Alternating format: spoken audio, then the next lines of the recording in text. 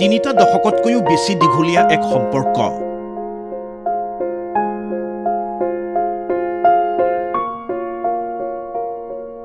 কেতিয়াবা তেওঁ অভিভাৱক হৈছিল, কেতিয়াবা বন্ধু।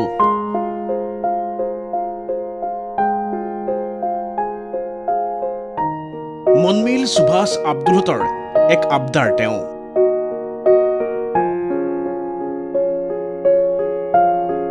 সেই আবদাৰ ফণিদা মানে ফণীভূষণ চৌধুৰী দিছপুৰ এৰি যাবগৈ।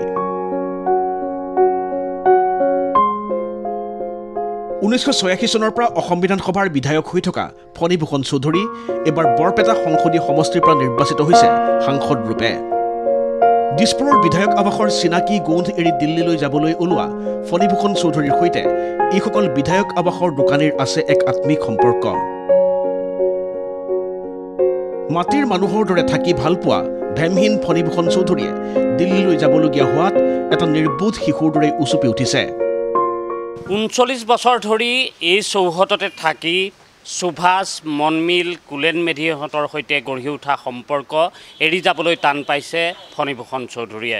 ফণীভূষণ চৌধুৰীৰ চকুত যিদৰে চকুপানী দেখা গৈছে, ঠিক একেদৰে এতিয়া মনমিল কাকতি বা সুভাষ বৰ্মনহঁতৰো তেনেধৰণেই এক বেজাৰ অনুভৱ তেওঁলোকে কৰিছে যে তেওঁলোকে সদায় পাই থকা বন্ধুসুলভ যিগৰাকী ফণীভূষণ চৌধুৰী, সেই ফণীভূষণ চৌধুৰীক এতিয়া আৰু তেওঁলোকে আগৰ দৰে নাপায়।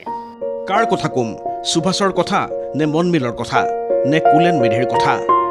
কোনোবাই যদি কেৰম দবা খেলৰ সংগী হেৰুৱাইছে, কোনোবাই হেৰুৱাইছে এজন ভাল বন্ধু, ভাল গ্ৰাহক।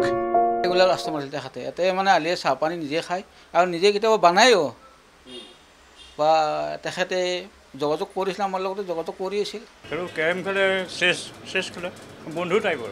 দিল্লীৰ পৰা যদি গুৱাহাটীত আহে তেওঁ এইখিনি জেগাত তেখেতে আহিবই, বিচাৰিবই।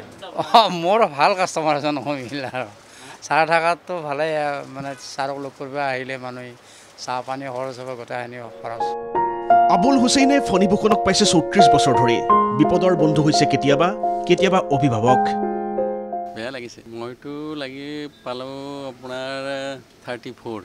আমি কাষ্টমাৰ বুলি নহয়, বান বিচাৰ নাই আৰু কিবা খাইছে আমি দিছোঁ, আমাকো তেনেকুৱাকৈ হেৰি কৰিছে, একো মানে ঘৰুৱা হিচাপত আৰু যে কিবা এটা দিলোঁ মোক কিবা এটা দিব সেইটো নহয়, ঘৰুৱা হিচাপত আৰু ঘৰৰ নিচিনা আৰু।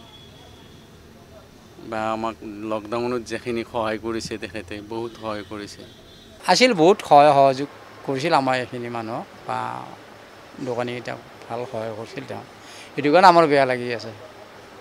হ'ব, ছাৰৰ ভাল উজ্জ্বল ভৱিষ্যত কামনা কৰিছোঁ, তেওঁ তাতে ভালে থাকক দেউতাৰ বাবে। আমি ঠাকুৰেও কৈছে চেলুনলৈ অহা মানুহ এজন কমাৰ কথা, লগতে কৈছে ফণিদাই মাতিলে দিল্লীলৈ হেনো যাব আপোন মানুহজনক চাবলৈ।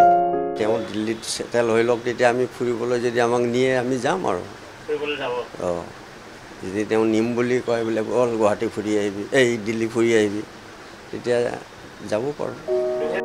আড্ডাবাজ ফণীভূষণ চৌধুৰীয়েও বাৰুকৈ মিছ কৰিব সুভাষ, মনমিল, কুলেনহঁতক, মিছ কৰিব আব্দুলহঁতক, মিছ কৰিব এই পাণ দোকান, চেলুন, আৰু সেয়ে কৈছে এখন দোকানকেই দিল্লীত বহাই লোৱাৰ কথা।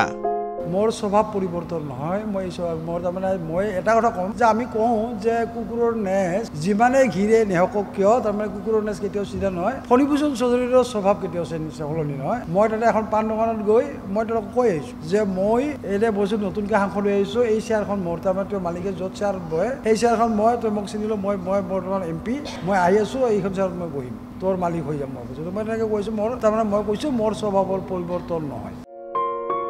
হয়তো ফণীভূষণ চৌধুৰী যেতিয়াই গুৱাহাটীলৈ আহিব এটা পাক নমৰাকৈ নাথাকিব সুভাষহঁতৰ কাষলৈ। কাৰণ কম নহয়, একেবাৰেই কম নহয়, 30-35 বছৰীয়া দীঘলীয়া সম্পৰ্কক পাহৰি যোৱা সম্ভৱ নহয়, পাহৰি পেলোৱা চিনাকি আড্ডা, চিনাকি গোন্ধ। ভিডিঅ' জাৰ্নেলিষ্ট হিতেশ ডেকাৰ সৈতে ৰাজু বৰুৱাৰ ৰিপৰ্ট, ND24।